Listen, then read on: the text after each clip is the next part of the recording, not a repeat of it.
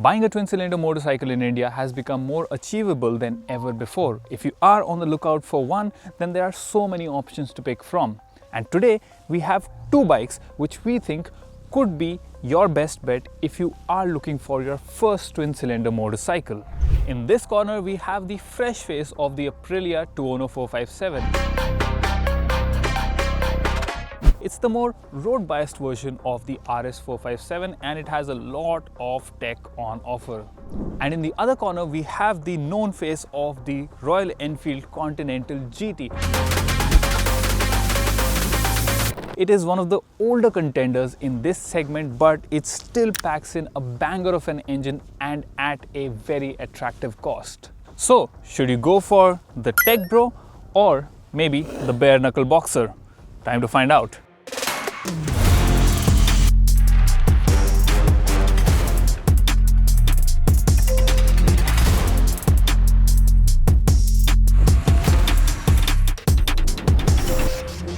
But before we begin the comparison, I would urge you to please like this video. It really encourages us, and if you've not subscribed to our channel, please do that as well. And with that, let's begin.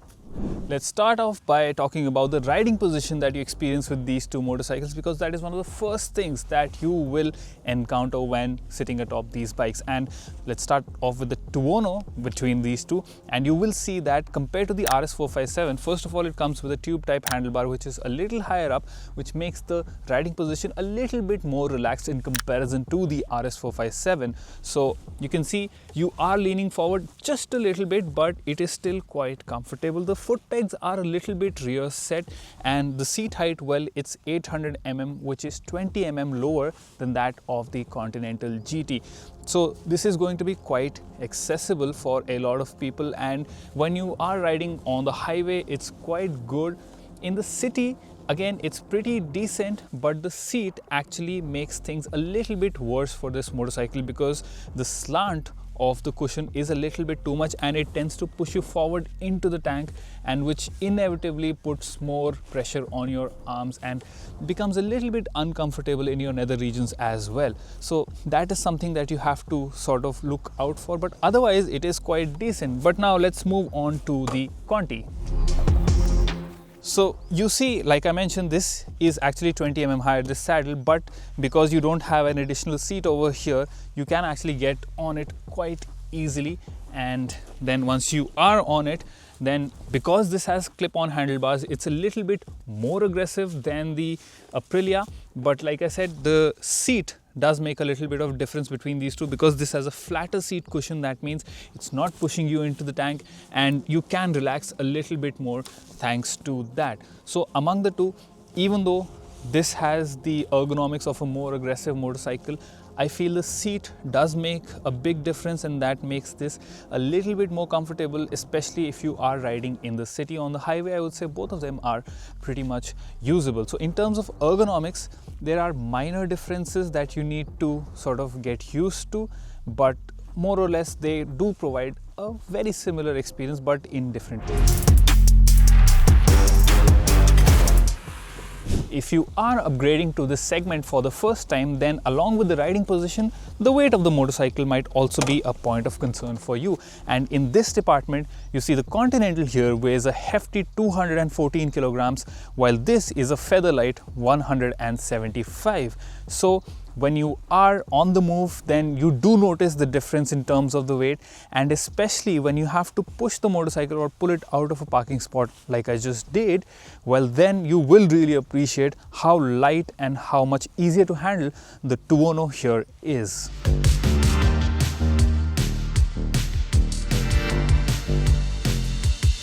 Now when we talk about the engines found in these two motorcycles, this one has definitely got a smaller displacement engine and this one has a bigger one, but the power figures, interestingly, are almost similar, although this produces a whole lot more torque.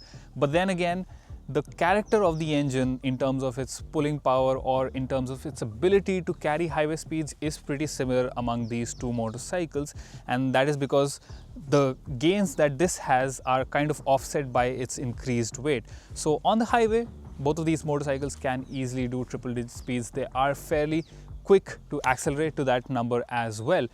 This one, yes, feels a little more sprightly thanks to a better top end experience. This one has a much chunkier low and mid end, but otherwise they are pretty similar in that aspect. What makes a difference is how these motorcycles handle.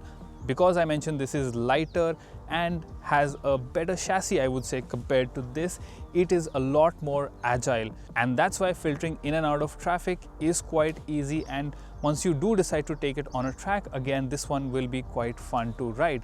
This one is a little bit more lazy, and that is also because of not just the weight but also the slightly longer wheelbase that it has in comparison to this.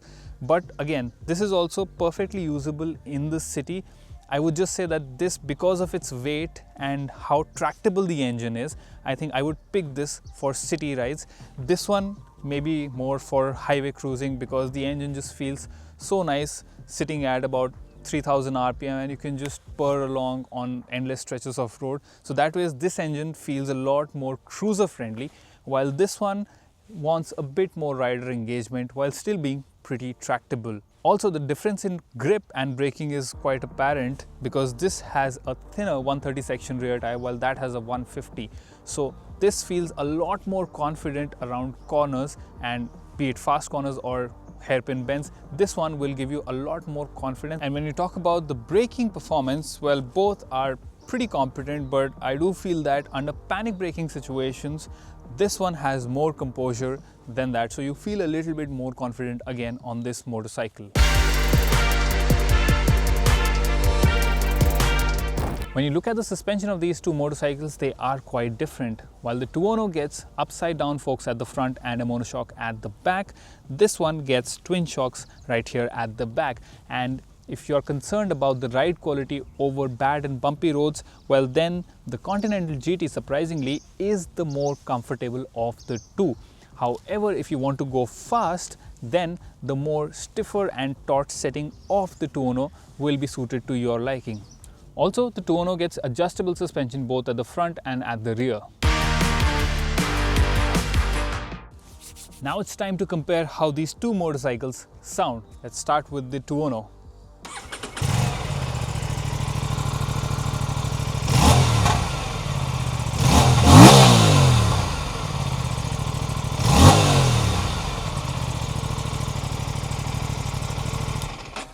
Now it's time for the Continental.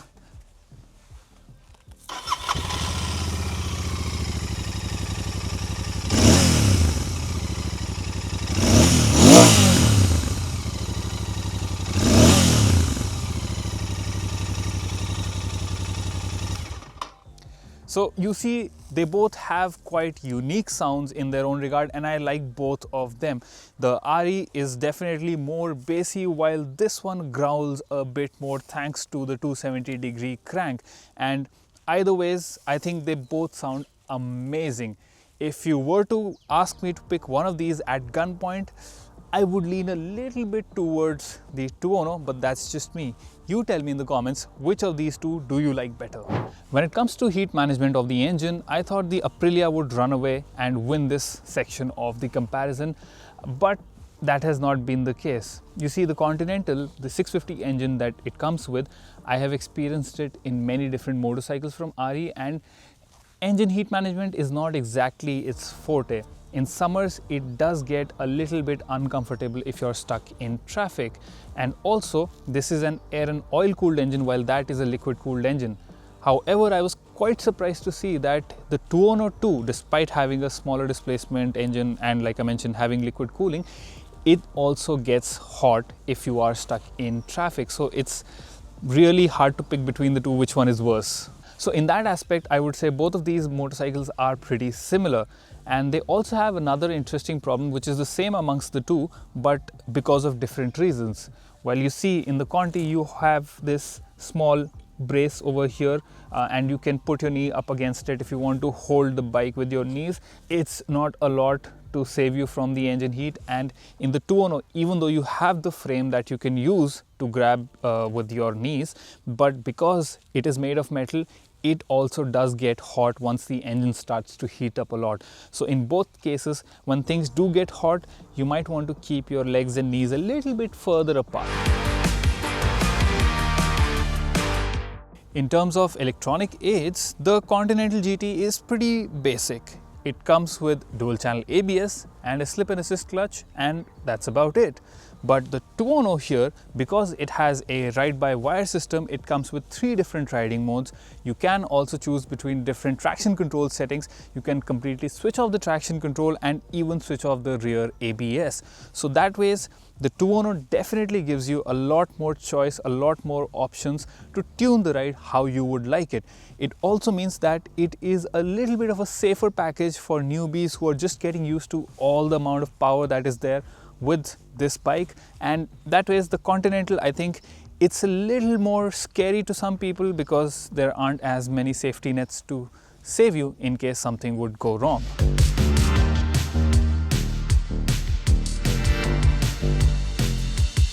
Apart from the electronic safety features, if I look at some of the other things that these bikes come with, well, then the biggest change between these two has to be in the instrument cluster. This one gets a full color TFT digital screen, while this one gets a twin pod setup. These are old school analog dials. They look quite nice, and there's a small basic digital display over here. And while I do really like the aesthetic of having analog dials, and there's something quite nice about seeing the physical needle go up in the rev counter, there is no denying that the Tuono definitely has a much more feature-rich instrument cluster. So if that is something that you're after, the Tuono will be much better. Also, it also gets a few more tidbits here and there. For example, you get an adjustment for the brake lever, which this one does not have. Also, the lighting setup here is fully LED. Now, this unit that we have here has halogen lights, but you can also get it with an LED headlamp, and we know that LED headlamp is just about okay. The performance of this one is also just about okay. It's not completely terrible, but it could definitely have been better. Also, this has alloy wheels, this has spoked wheels, and these are tubed wheels. So again, you can spend more and get tubeless wheels for this one with alloy wheels. On the other hand, if you want this specific aesthetic of an old school cafe racer, then the Continental is definitely going to be your pick. The next point I would like to touch upon is the after sales experience, and here the Royal Enfield is winning, simply because they have so many more touch points compared to the Aprilia, and they are a lot more accessible. Even to buy the motorcycle, it's easier to find a Royal Enfield showroom than it is to find an Aprilia showroom. Also, while we have not encountered any problem with our Tuono or RS457 units, we have seen plenty of reports online where people who have bought these motorcycles have complained about reliability issues. So that is something you should keep in mind. The Continental is also not bulletproof, but at least, like I mentioned, because you have so many service touch points, you can easily get it serviced, and also the cost of servicing and getting spare parts would be lesser with a Royal Enfield than it would be with an Aprilia. And finally, we need to talk about the price of these motorcycles, and this is where the Conti pulls ahead of the Tuono 457, because this one you can get for 3.5 lakh rupees ex-showroom. That's the starting price. And even if you wanted the one with the LED headlight and the alloy wheels, you have to pay about 3.7 lakh ex-showroom. While this one, the Tuono, it's almost 75,000 more expensive than the base Continental GT.